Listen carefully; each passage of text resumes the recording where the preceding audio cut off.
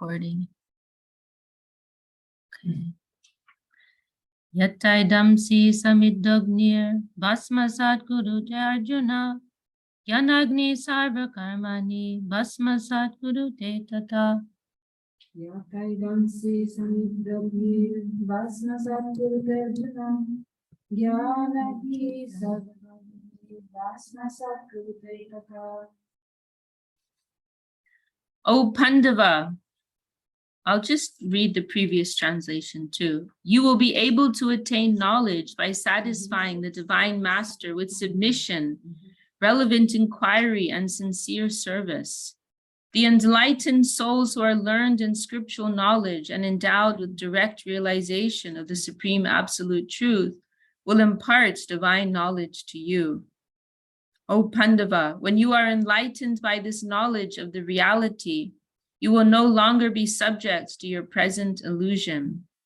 You will see the one spiritual nature in all species of life, from highest to lowest, and that all are situated within me. Even if you are the most sinful of all sinners, you will cross the ocean of sins by the boat of knowledge.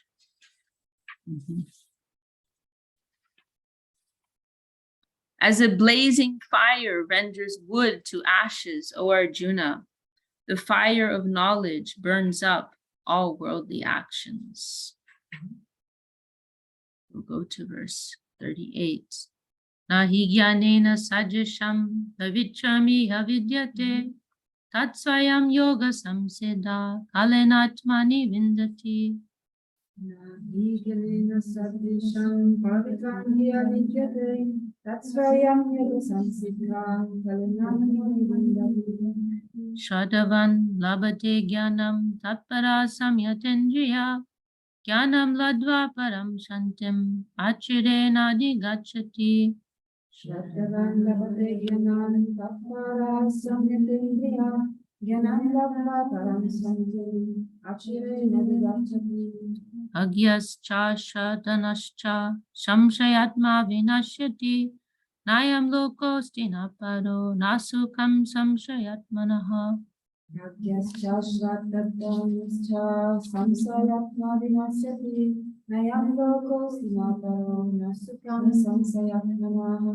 Yoga sanyasta karmanam jnana sanchena samshayam atmavantam na karmani nibadnanti dhananjaya. Yoga sanyasta karmanam jnana sanchena samsayam atmavantam na karmani nibadnanti dhananjaya. Tasmara jnana sambhutam vichtam jnana sinatmanaha chitvainam samshayam yogam atishto tishta bharata. Tasmat ajnana sambuddham vitsam jnana sinatmana chittam samsayam yogam atitostista bharata. And maybe this last we can chant together. Iti Shri Mahabharate Shata Sahasriyam Samhitayam Vayasikyam Bhishma Parvani Srimad Bhagavad Gita Supanishatsu Brahma Vidyayam Yoga Shastre Shri Krishna Arjuna Sambade Jnana Yogunam Chaturto Jayaha. Okay, we'll go back to these translations. Verse 38. In this world, there is nothing as pure as knowledge.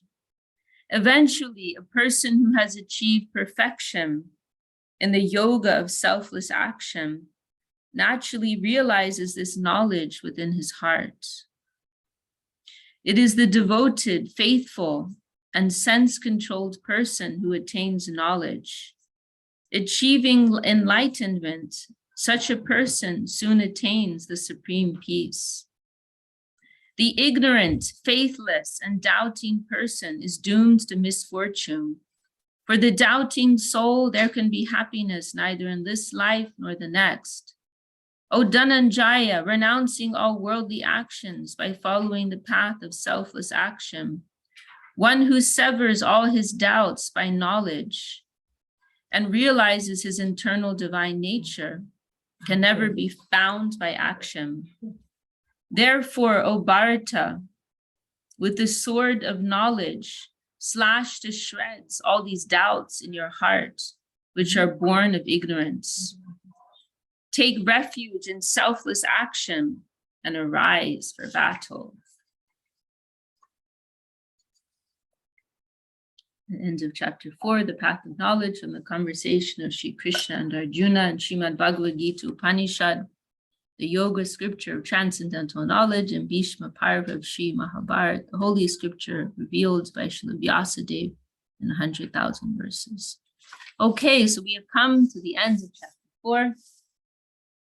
So we can go back and review some of these verses.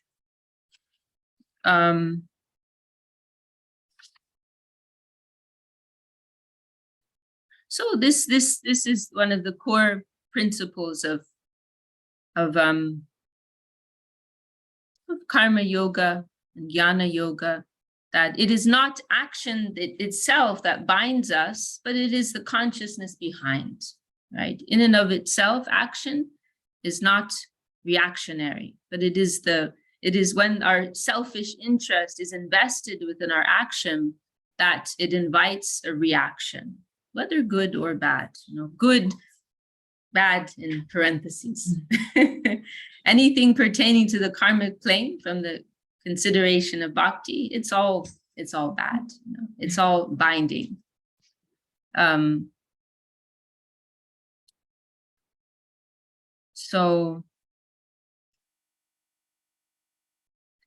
it's a very powerful principle, right? That even if someone previously committed so much sin, once they have become enlightened with this spiritual knowledge, then it will all be destroyed. And our Gurudev, he would give this analogy, if a light, it is something to remember for spiritual practitioners, because it's when we see or we know of wrong that person's previously committed, then it is easy to be judgmental, right? But we have to remember, once somebody enters the practice of spirituality and particularly devotion, then everything within a moment can be removed, right? That power is there. And our Gurudev, he gave the analogy that if a room has been dark for 1 year or 100 years or 1,000 years, once you turn the light on, it doesn't matter.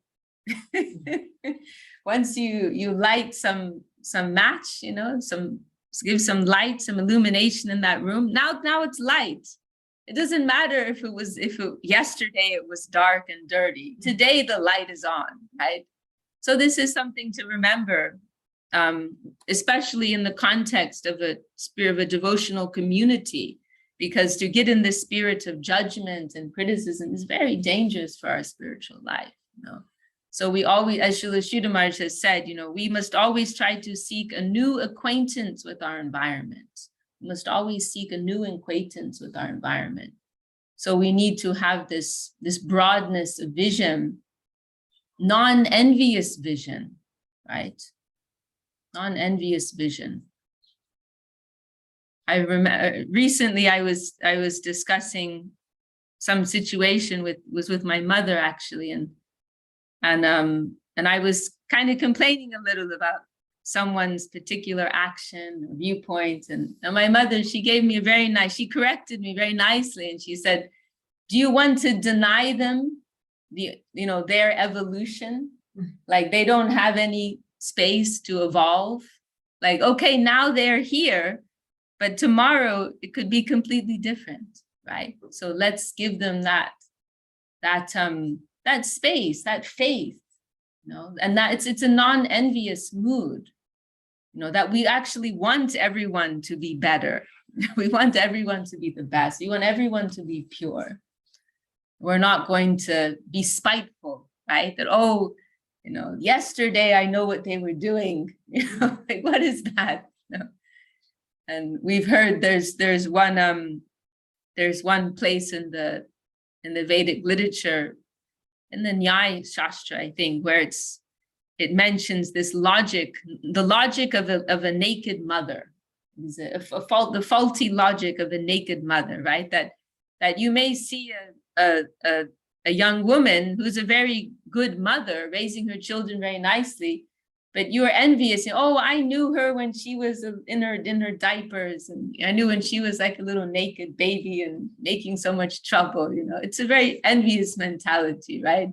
And you're going to deny what they have evolved to become and what they are here and now. So it is particularly important in when we are trying to progress within a community. It's very important. There was another thing that just came to my mind. Oh yes, it was one comment of our Gurudev, Srila Govinda Maharaj. He said that when we see the light of Krishna consciousness shining in anyone, we must pay our dandavat there. He said, we did not come for any mundane purpose. Really, we are truth seekers, right? As Srila Sridhar Maharaj says, we are beggars of the truth, the fresh current of truth that is always flowing. And then Gurudev, saying, when we see that current of truth, wherever it appears, maybe in a child, maybe someone who joined yesterday, but if we see that really there's something genuine here, we must really honor that. We must appreciate that, because we didn't come for any mundane purpose. We didn't come for position, for name, fame, right? But if we see the truth is shining somewhere, we must honor that in whatever form, whatever medium it is coming. Bilva, we were mentioning Bilva Mangal Thakur in our meeting yesterday. Bilva Mangal Thakur, it was a prostitute who inspired him, right? Chintamani. And he wrote a pranam mantra to her. He literally wrote a pranam mantra dedicated to her, because he considered her his Vartma Pradarshak guru, the guru who pointed him in the direction. So how much honor and reverence he had for a prostitute, because she inspired him in his spiritual development. So it's an important principle. Even if you are the most sinful of all sinners, you will cross the ocean of sins by the boat of knowledge. So this is very encouraging for ourselves, very hopeful. And it's also giving us some guideline how we will view others, view other practitioners on the path.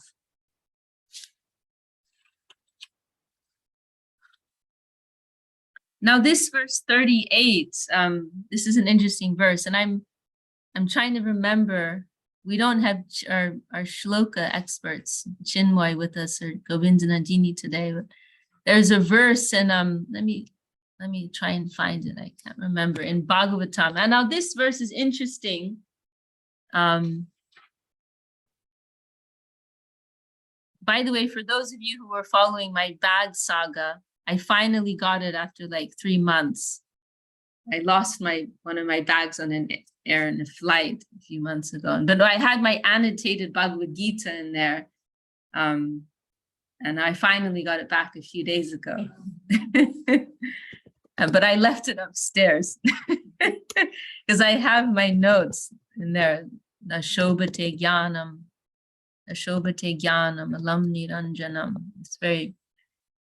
Here it is, Naishkarmyam Apyuchuta Bhava. So this is an interesting verse, and this is one of the examples of where you can see where Srimad Bhagavatam, the scripture Srimad Bhagavatam, is giving more developed conception in the line of devotion. Right? There are a number of shlokas and verses in Bhagavad Gita where we can see whether we can find a parallel verse in Srimad Bhagavatam, which is giving the same idea, but something more, or is related in some way.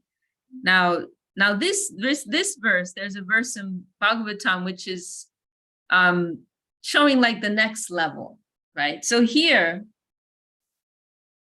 verse 38, Nahi jnanena sajrisham pavitram iha vidyate. Pavitra means purity, is referring to purity. So it's saying there's nothing more pure than knowledge within this world. And then there's also another verse in Bhagavad Gita. You see, there's this concept of Naishkarmya, right? What we've been discussing, right? That this principle of karma yoga, that if we can perform action without selfish intent, then we are free from any reaction, right?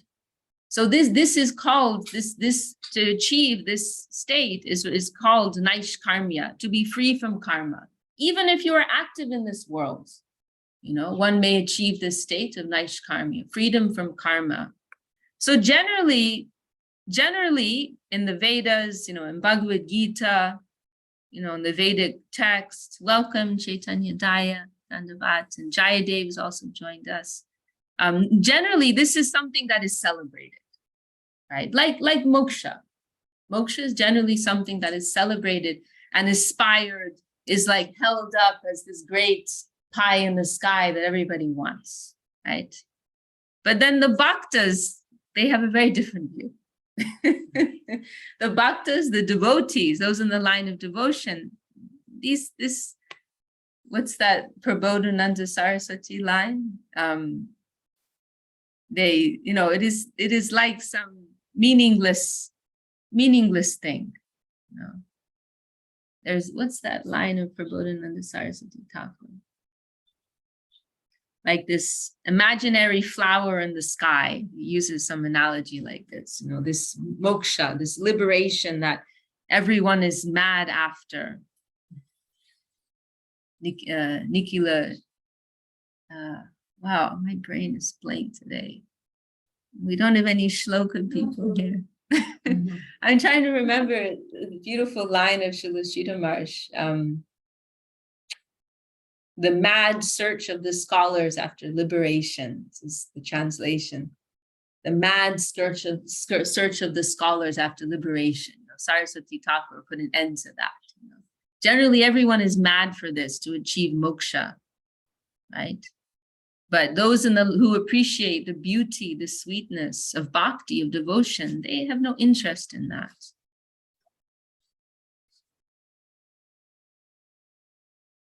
So this line in Bhagavad Gita, nahi jnanena sajasham paritramiha vijite, it is in that line, right? It is celebrating this general concept of naishkarmya, freedom from karma, attainment of moksha, all these things. But then, this other verse, which I was referencing, and this is in Srimad Bhagavatam. Here it is. Naishkarmyam apyachuta. This is in the first canto, chapter 5. Naishkarmyam apyachuta bhava varjitam. Na shobhate jnanam alam niranjanam. Kutapana shashvara bhadram ishvare. Na charpitam karma yad apyakaranam. So it's saying here, this naishkarmya, na shobhate, it is not beautiful. Shobha is referring to something that is beautiful or attractive. It is not a beautiful thing. To achieve this state of liberation, it is not beautiful. If achuta bhava varjitam, if there is no connection with the Lord, there's no connection with Hari, there's no devotion there, it is not attractive. It is a dry thing, ultimately. Now I'll read this translation here. Knowledge of self-realization, even though free from all material affinity, does not look well, or is not beautiful, is more what is being said. If devoid of a conception of the infallible, the Lord, Achyuta, this is one name for Krishna, the Lord, who is infallible, God. What then is the use of fruitive actions, which are naturally painful from the very beginning and transient by nature, if they are not utilized for the devotional service of the Lord? So anyone who has some basic idea of spirituality can appreciate that the plane of karma is undesirable, right? The general people in this world, they are looking after worldly, and they're searching for worldly enjoyment. Welcome, Brooke. You're in an interesting vehicle there. Several people on the road. So anyone who, generally the people in this world, they are searching after enjoyment of the senses, right? This is the standard mode of life in this world.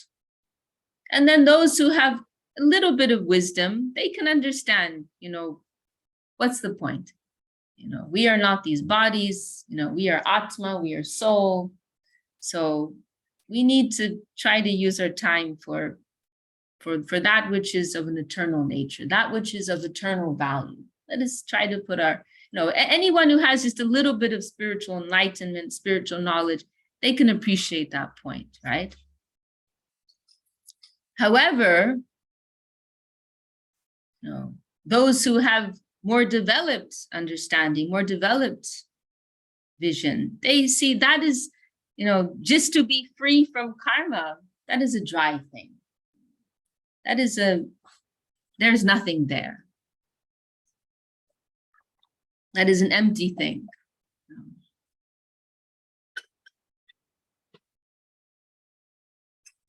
Okay, so we can, let's see, I think there was maybe another point here.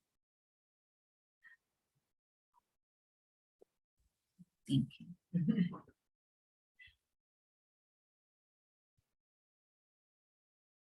Oh yes, this is another point that I wanted to bring up here. This verse 40. Samshayatma vinashati. This is another term this is a phrase which our grandfather Guru Srila Sridhar Maharaj has pulled out, is highlighted. Samshay refers to doubt. Vinashati, destroyed. So it's saying that the doubting person is doomed, to be in a mood of doubt, suspicion, too much hesitation. This can be an obstacle in our spiritual life. And so Srila Sridhar Maharaj, he was thank you. He discusses this point, saying that that if we get too much in this mood of doubt, suspicion, hesitation, then we get stuck. And sometimes practitioners, they can be in this mood of like afraid to make mistakes, right? They're afraid to make mistakes. They're afraid to do things wrong. And so they end up not doing anything, right? And Srila Sridhar Maharaj, he gave the analogy that if you're on a battlefield, right, you can't just stop in the middle of the battle and, well, I'm not really sure about this, like you need to keep moving, and even if you make mistakes, it's okay. You can, from a mistake, you can learn your lesson, and then you can make a new plan, right? And we also hear that phrase, analysis leads to paralysis, right? Of course, some healthy analysis is good, but not to the point where you can't do anything. And I've been there, and I've seen many others who've been there, and it is not useful. And our Gurudev, I heard from several of the personal servitors of our Gurudev that one of the instructions that he would give to them was to be more confident, and I was surprised to hear that, that several Nakul and Saraswati and one or two others, maybe Teva Bandhu, he would encourage them in their, and you can understand, right? They're serving our Gurudev, who's such a great soul. They're a little nervous, right? And they're afraid to do things wrong. And maybe they're shaking a little bit. They're shy to do or say something, And so he would tell them, be confident. So on the wrong switch. Right. Yeah, there are many stories. So, but he would encourage them, be confident in what you're doing. And he also mentioned, I heard him mention once, he said that when I was serving my Guru Maharaj, when I was serving my Guru, I did the best that I could. And he said, and I never was in a mood of lamentation. Oh, I cannot do this and I cannot do that. But what I could do, I did that, to the best of my ability. And actually that mood of like, that we're not good enough, there's a type of ego that's there, actually, that we want to be perfect, right? And we are afraid to not be perfect,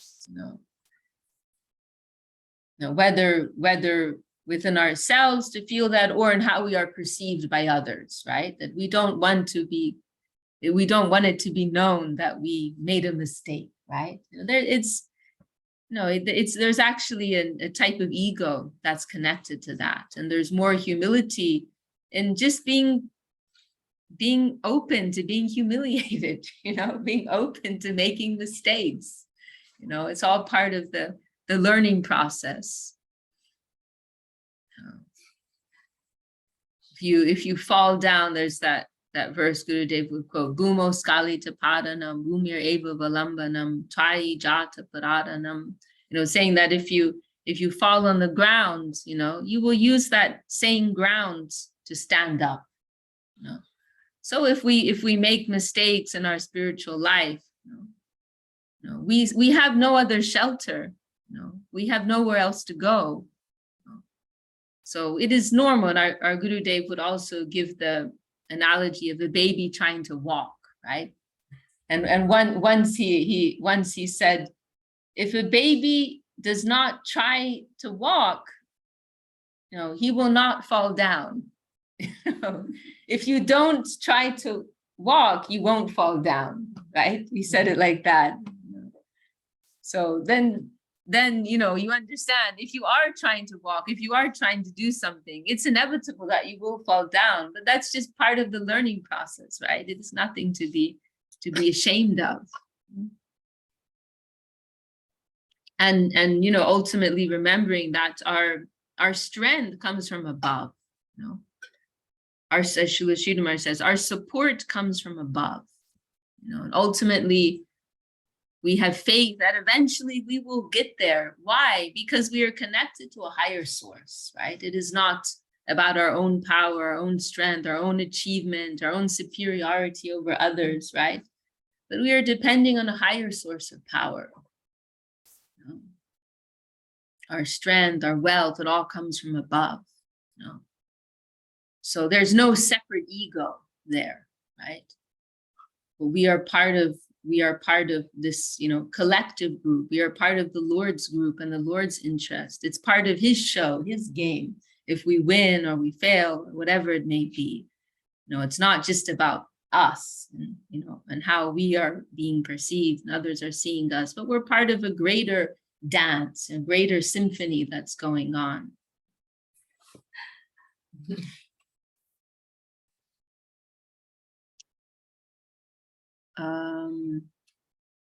And also related with this idea, Srila Sridhar, he made an interesting comment that he said pessimism is equal to atheism. By nature, theism by nature is hopeful, is optimistic. If we are in a state of God consciousness, then we are naturally hopeful, right? Because the Lord is there, Krishna is there, Hari is there. So it's going to be good. Even if it's bad, it's good. Because he is our suhridam sarvabhutanam, right? He's friendly to us. He's in control, and he's also friendly to us. He's not a vengeful Lord, but he is our greatest well-wisher. Ami bina bandhuar kya chetumar, as Mahaprabhu expresses. Other than myself, who is your friend? I'm your best friend. I'm your best friend. I am here for you. The Lord is saying this himself. So he is our well-wisher, and he is behind everything. Things are not happening chaotically, randomly, but he is behind the scenes, and he is also friendly to us.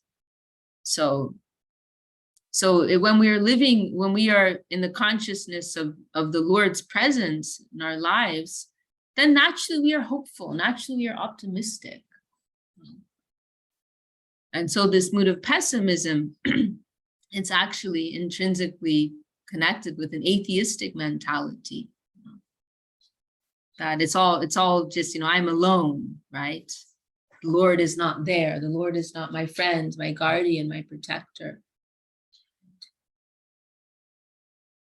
And Gurudev, he would say, you know, I am always hopeful. He would say that. I'm always hopeful. And, you know, recently I was very happy, and maybe you were even there in that time when Gurudev was in that dangerous flight in Russia. You know? No, but he was then coming to Italy. And, oh, he was on his way to Italy. Maybe not in his way, but yeah, after he came to Rome. Yeah, so you heard, you had the first report from Gurudev about it.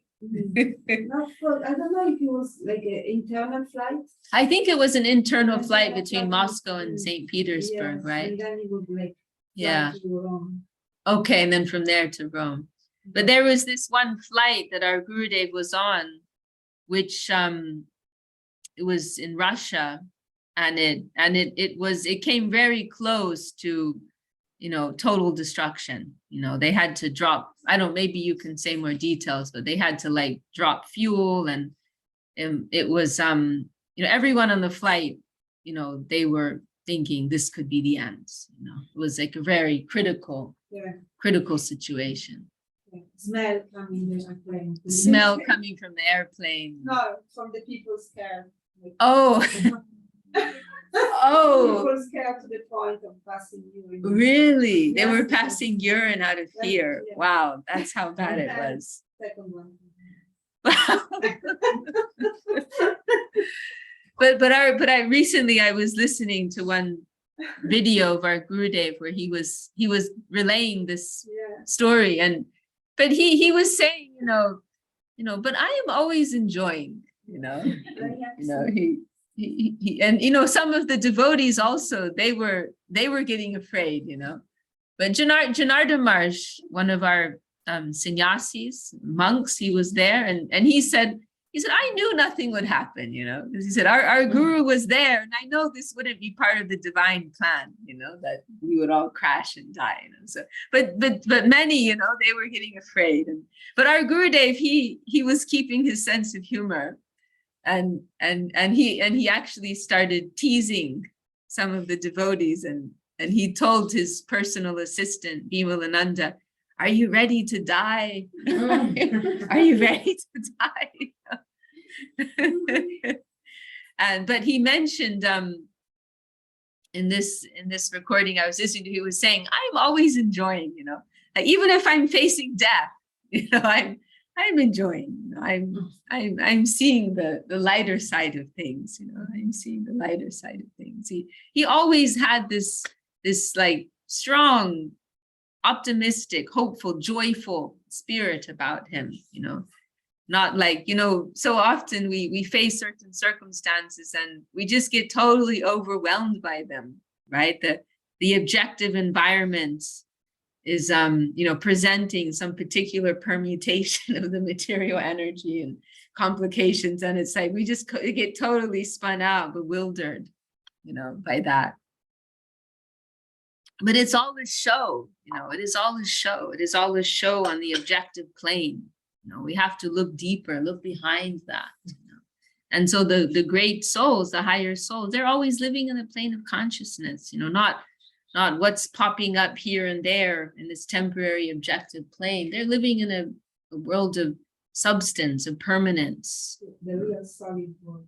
Yes, the real world, the real world. Yes. So we are so blessed because we had that example. We saw like what it means, how does an enlightened soul carry themselves in this world? You know, we are so blessed that we had that opportunity. We have some reference point, you know, we have some living, tangible experience of that.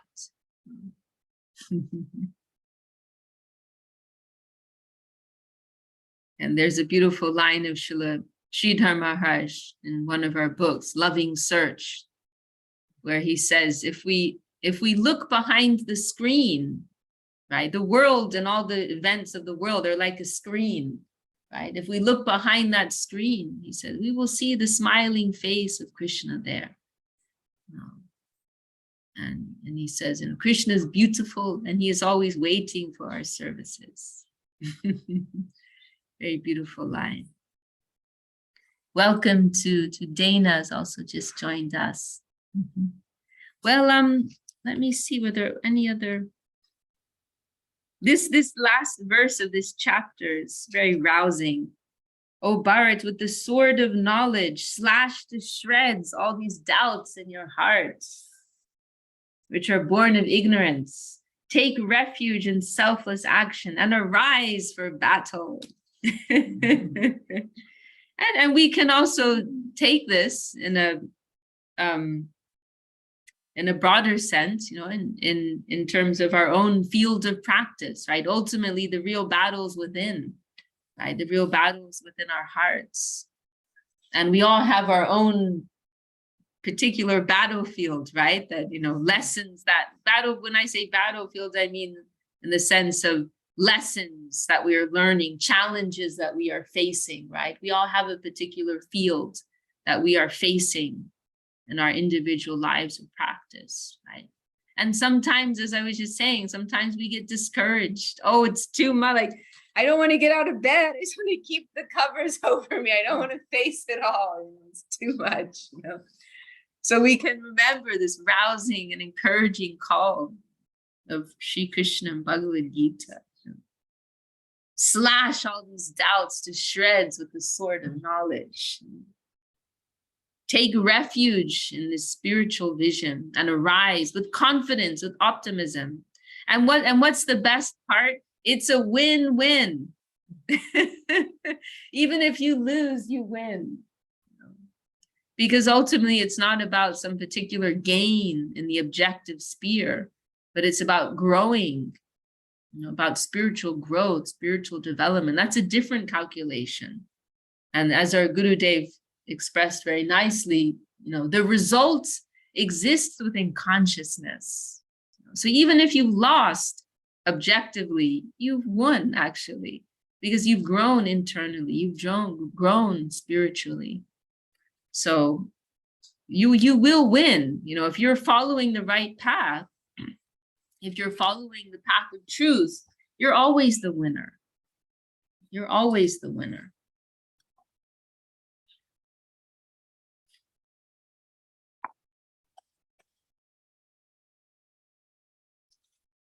I think that's all I wanted to say about these verses we just went through. Do you want to add anything? Does anyone in our group want to add any? We have a few minutes. I don't know if we want to go to chapter 5. Does anyone want to add any comments or question, highlight anything that we went through? I could share something that was coming up. Jaya Dave. Dandavad. Driving. Dandavad. I'm driving, yes. On my way to work. Okay. When you were reading the last sequence of verses, at first I was having that feeling that I always have when I hear about the high ideals. I'm just like, God, there's no way, I'm so far from that. And it's sort of like this defeated feeling. And then you're reading the part of, you know, slash all these doubts in my own internal process. Like, yeah, what the fuck? Like, who cares how down I am? This path is just up, like, pardon my vernacular. But it was that kind of positive, like even with the expletive, as like kind of like a positive expression of, so what?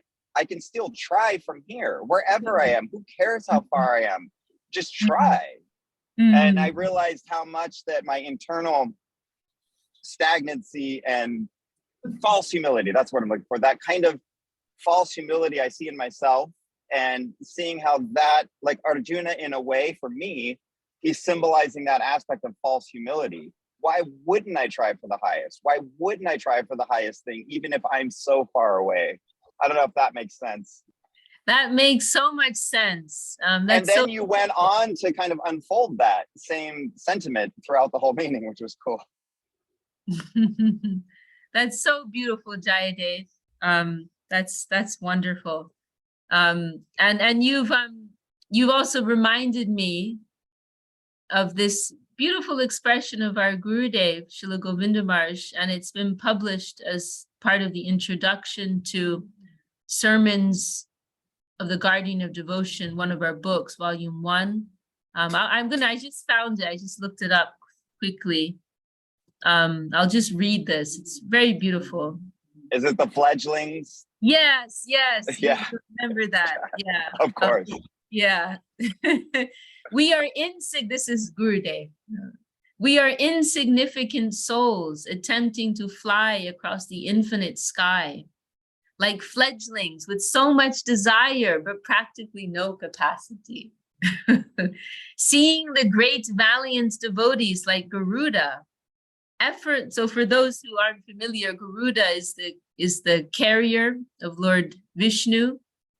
What type of bird is he? An eagle. He's a giant eagle, and you'll see him in paintings with Lord Vishnu. So he's a very great known for being very powerful bird. Fly, fly. Mm. The eagles, the material eagles. Oh, okay. They're known for that. The peak of the mountain. Mm-hmm. Really, the peak of the mountain. Yeah. Mm-hmm. Seeing the great valiant devotees like Garuda effortlessly soaring over forests, mountains, rivers, seas, and oceans, we may realize that we are but neophytes, fledglings of finite capacity. Nonetheless, ought we not feel the desire to fly? We shouldn't be discouraged. Oh, what's the point? I can't be like that. No, we should still have that feeling. I also want to fly. According to however high I can go, I will also try to fly. Nonetheless, ought we not feel the desire to fly?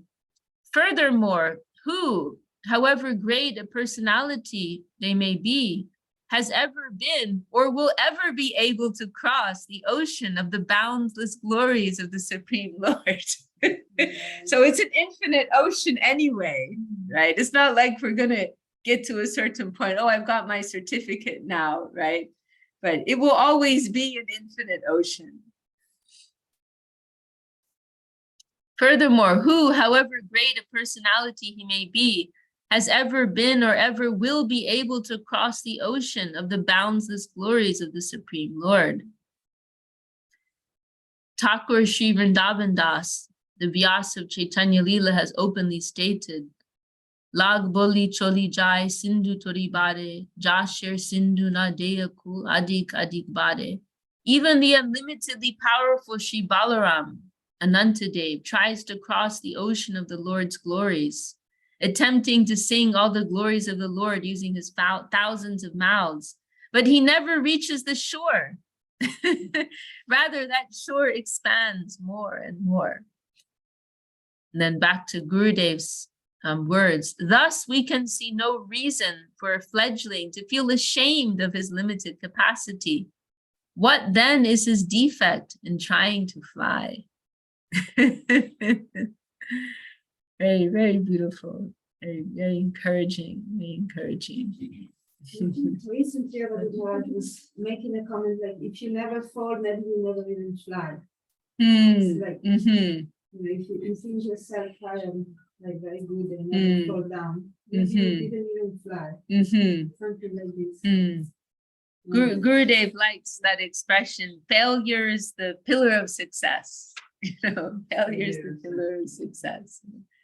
I have a creed that I follow, 10 points in it. What you said about optimism. So I don't know if you want me to read, and I carry this with all the time. I know that a lot of people following the spiritual path definitely is not sometimes for everybody, but you try to, but this 10 creed that I have with me, I am a part of a organization called Optimist Club. And I want to share. I don't know if you can hear. Can they hear me? Yeah, they can hear. Yeah, they're nodding there. Can they hear me? They can hear, yeah. So I've been in this association for 15, and we do work for, it's an international club, and it was started in 1937, and I've been a part of it for 15 years now. So I know that it's a beautiful environment today, and you know, to be in the spiritual journey of talking about and connection with the Lord and how you surrender yourself. But sometimes you want people have less time to go through this path. So they want to shorten it. And what in general would you like to say then? So this 10 creed that I would like to share with you, and I will read that to you all, if you all can hear me. And I consider this to be a part of this Bhagavad Gita, and that exactly in different ways, that how optimism can help with you in so many ways. So I'll just go ahead and a little small one that I carry with me all the time. So we have to promise, this is an optimist creed. You have to promise yourself to be so strong that nothing can disturb your peace of mind. To talk health, happiness, and prosperity to every person you meet. To make all your friends feel that there is something in them. To look at the sunny side of everything and make your optimism come true. To think only of the best, to work only for the best, and to expect only the best. Of course, there is to be just as enthusiastic about the success of others as you are about your own. To forget the mistakes of the past and press on to the greater achievements of the future. To wear a cheerful countenance at all times and give every living creature you meet a smile. To give so much time to the improvement of yourself that you have no time to criticize others. To be too large for worry, too noble for anger, too strong for fear, and too happy to permit the presence of trouble. This is what in short, Very and I nice. just wanted to share it with all Thank of you so much, Sandhya. Beautiful, And we beautiful. actually, Thank you. like, touch these points.